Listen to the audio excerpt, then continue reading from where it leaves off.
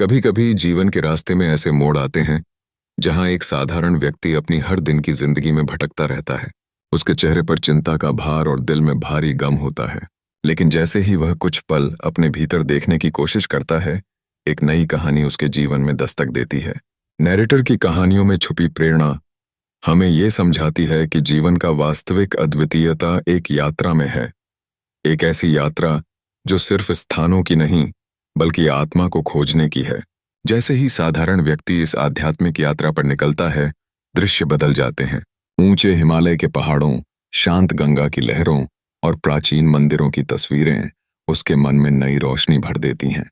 इस माहौल में जब वह ध्यान में लीन होता है और साधु से बातें करता है, तब उसकी अंदरूनी दुनिया में एक गहरा तनाव कम होता है। नैरेटर कहता है कि किस प्रकार इस यात्रा ने उसे नए दृष्टिकोण से जीवन को देखने पर मजबूर किया। जैसे आगे बढ़ते हैं, यात्रा की खासियत और भी उजागर होती है। शांत नदियों की लहरें और उगते सूरज की किरणें उसके दिल को एक नया जीवन देती हैं।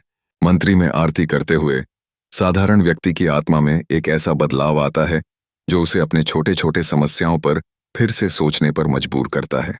वह महसूस करता है कि जीवन की कठिनाइयां कितनी क्षणिक हैं और प्रकृति के सामने वे कितनी छोटी हैं। जैसे जैसे उसकी यात्रा आगे बढ़ती है, वह अपने अनुभवों में नए रंग भरता है। आखिर में जब वह अपने वापस लौटने वाले जीवन में कदम रखता है, तब उसकी मुस्कान सब कुछ कह देती है।